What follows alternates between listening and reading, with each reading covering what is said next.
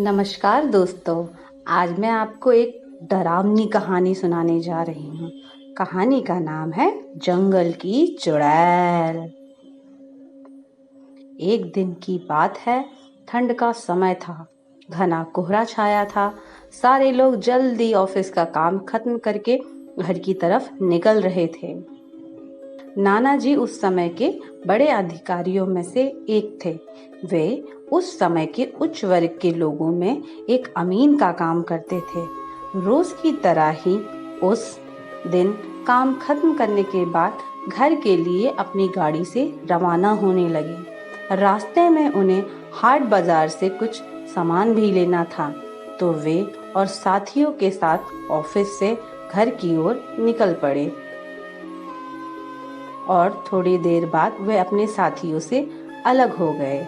उन्हें घर की कुछ ज़रूरत के सामान के लिए और गाड़ी आगे बढ़ा दी। आगे जाने पर उन्हें कुछ मछली बाजार दिखा और वे मछली खरीदने के लिए रुक गए। ताज़ी मछलियाँ लेने और देखने में टाइम ज़्यादा ही गुजर गया। उनकी नज़र जब अपनी घड़ी पर पड़ी तो उन्हें आभास हुआ कि आज तो घर जाने में बहुत देर हो जाएगी और ये सब लेकर घर पहुंचने में काफी टाइम लग जाएगा।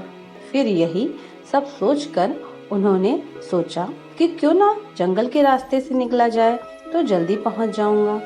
तो उन्होंने अपना रास्ता बदला और जंगल की ओर चल दिए। मैं 11 बज चुके थे। गाड़ी तेज रफ्तार से आगे बढ़ रही थी। तभी अचानक तेज ब्रेक के साथ गाड़ी को रोकना पड़ा। उनकी गाड़ी के आगे एक औरत जोर जोर से रो रही थी। उन्होंने सोचा, इस वीराने में ये औरत क्या कर रही है। उन्हें लगा कि कोई मजदूर है जो नाराज होके घर छोड़कर जंगल में भाग आई है। तो उन्होंने पूछा कि तुम यहाँ जंगल में क्या कर रही हो, लेकिन उसने कोई जवाब नहीं दिया और फिर जोर जोर से रोने लगी। सारे जंगल में उसकी हूं हूं की सिसकियां गूंज रही थी। फिर नाना जी ने पूछा, तुम्हारा घर कहाँ है? लेकिन वो कुछ भी ना बोली। तब नाना जी ने कहा कि आज चलो मेरे घर में रहना, सुबह अपने घर चली जाना। ये जंगल बहुत डरावना है, सारे जंगली जानवर से भरा है। रात भर यहाँ मत रुको। चलो आज मेरे घर में सबके लिए खाना बना देना और कल सुबह अपने घर चली जाना। उसने ये बात झट से मान ली और गाड़ी में पीछे की सीट पर बैठ गई। सिर में बड़ा सा घूंघट डालने की वजह से उसका चेहरा छिपा हुआ था। कुछ ही देर में गाड़ी घर के दरवाजे पे थी। घर के लोग कब से उनकी राह देख रहे थे। गाड़ी रुकते ही पापा ने पूछा, आज तो बहुत देर हो गई और सारे लोग भी आ चुके हैं।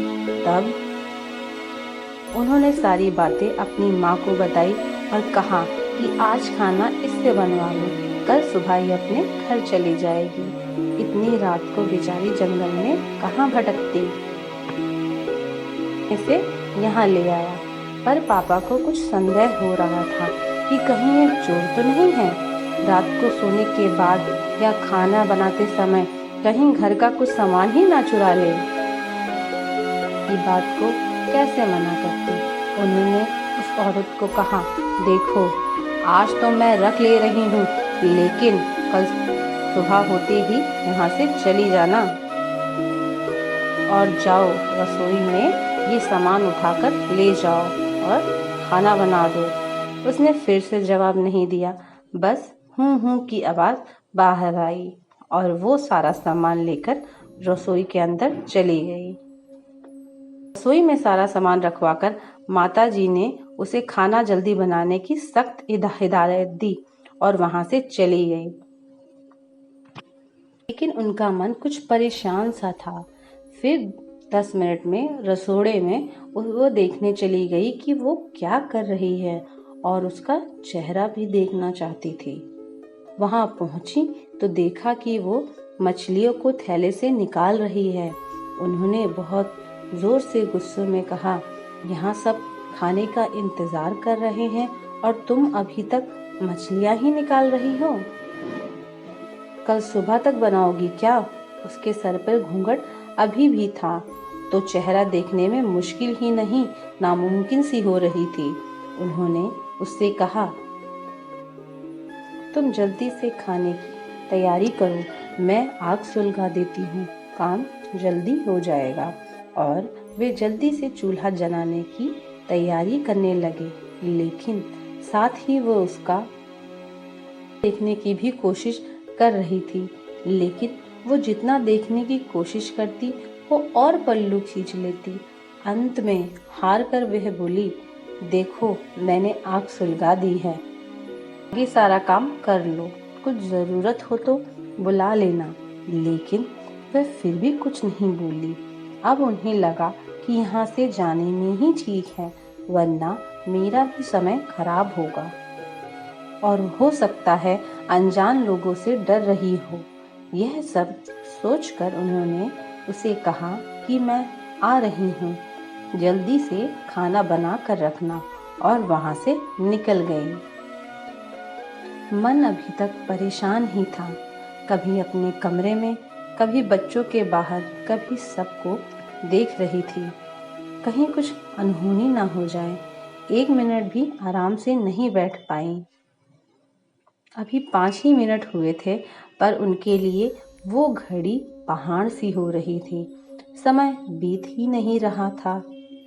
8 मिनट बड़ी मुश्किल से गुजरे और वे तुरंत ही कुछ सोचकर रसोई की तरफ दौड़ी और वहां पहुंचकर आया जैसे उन्होंने रसोई का सारा घर का नज़ारा देखा, उनकी आंखें फटी फटी रह गई, उनके पैर बिल्कुल ही जम गए।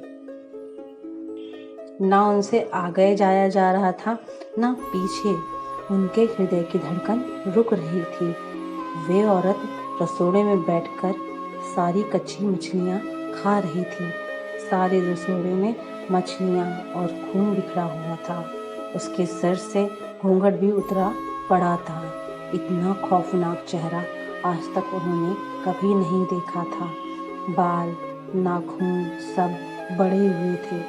मछलियाँ खाने में मगन होने की वजह से उसे कुछ ध्यान भी नहीं था और खुशी से कभी कभी वो आवाजें भी निकाल रही थी। सिंह सिंह आवाजें गूंज रही थी। रसोड़ा पिछवाड़े में होने की वजह से और लोगों को उसकी आवाज नहीं सुनाई दे रही थी। माँ को भी कुछ समझ नहीं आ रहा था कि चिल्लाने से कहीं घर के लोगों को नुकसान ना हो जाए। वह चुड़ैल से अपने घर को कैसे बचाए, समझ में ही नहीं आ रहा था। बस भगवान का नाम ही उनके दिमाग में आ रहा था। अचानक वे आगे बढ़ने लगी उसकी तरफ और झट से एक थाल लिया और चूल्हे की तरफ दौड़ी। उस चुड़ैल की नजर भी पापा पर पड़ चुकी थी, तो वो भी कुछ सोचकर उठी अपनी जगह से। माँ कुछ भी देर नहीं करना चाहती थी। उन्हें पता था कि आज अगर जरा सी भी लापरवाही हुई तो अनहोनी हो जाएगी। उस चुड़ैल के कुछ करने से पहले ही उन्हें चूल्हे तक पहुंचना था और चूल्हे के पास पहुंचकर उन्होंने जलता हुआ कोयला थाल में भर लिया और चुड़ैल की तरफ लेकर जोर से फेंका। आग की जलन की वजह से वो अजीब सी डरावनी आवाजें निकालने लगी। अब तो उसकी आवाज बाहर भी जा रही थी। सारे लोग बाहर से रसोई की तरफ भागे। वो चुड़ैल को जोर से हूं की आवाज निकालते हुए सुन रहे थे। पूरे रसोई में दौड़ रही थी और माताजी को पकड़ना भी चाह रही थी। लेकिन अब सारे लोग रसोई में आ चुके थे। काफी लोगों की भीड़ देखकर वो और भी डर गई थी। लोगों की भीड़ को फैलती हुई वह बाहर जंगल की तरफ भाग गई और सारे लोग ये मंजर देखकर डरे सहमे से खड़े थे और मन ही मन माता जी की हिम्मत की दाद दे रहे थे। तो ऐसे छूटा चुड़ैल से पीछा।